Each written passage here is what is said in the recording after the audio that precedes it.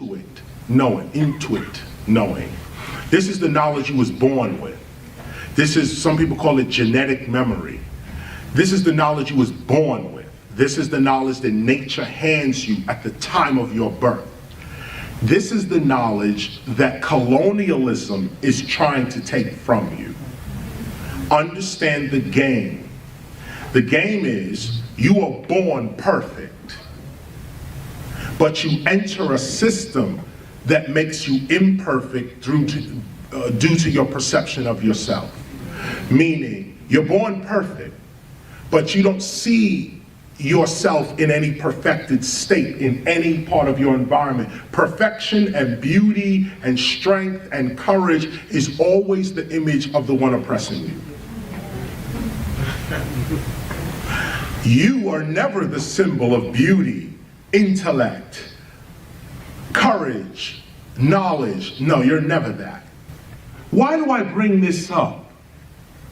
Because this is how education keeps us mentally enslaved. The words we use, the images that these words give our minds, is what's controlling your perception. What is perception? The way you see things, the way you see reality. If a painter was to walk in this room right now, the painter would see all kinds of stuff. This needs to be touched up, or that's going to fade in a couple of months. That paint is called something blue. This paint is called something. We don't know any of this. If the painter stayed in the room and a plumber walked in the same room, the room would change again. The plumber would say, oh no, forget the paint. Look, this fixture here, we need to fix that sprinkler. Look, there's a pipe behind here that goes to there, and that's where we're going to get the main. This is invisible to you. Okay, the painter, the plumber is in the room. Now an electrician walks in the room. Suddenly the lighting thing. Now, these are three different people seeing the same room with three different awarenesses.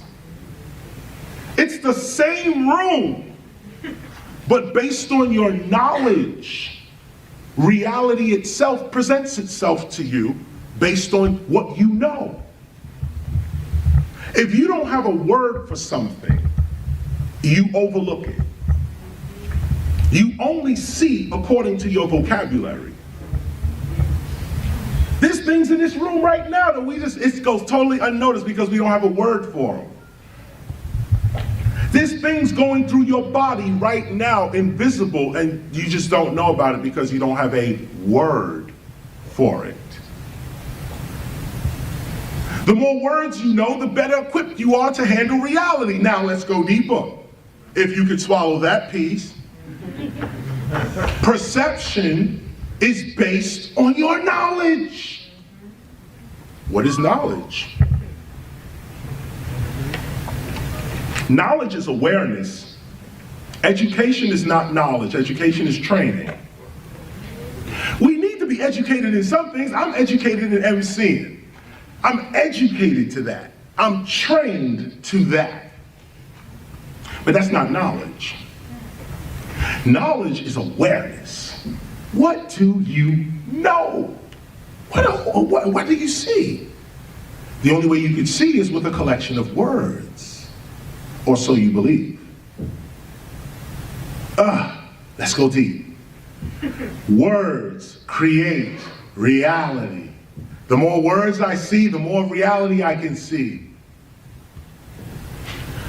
Words are not reality. Words are symbols of reality. A word, what is a bird? B-I-R-D. What is a bee, first of all? A symbol. What is an eye? That line up. And why do we call it an eye? Why not call it a dot? A B-I. R. What is R? R. Why do I have to say that? R. Bird. D. D. Analyze every piece of sound that comes out of your mouth. This is a technique. Bird. That's not what that thing is. That's what you've been educated to call it. You're not hearing it. You're not hearing it. Come on, let me say it again. B-I-R-D is not what is floating through air. No one knows what that is.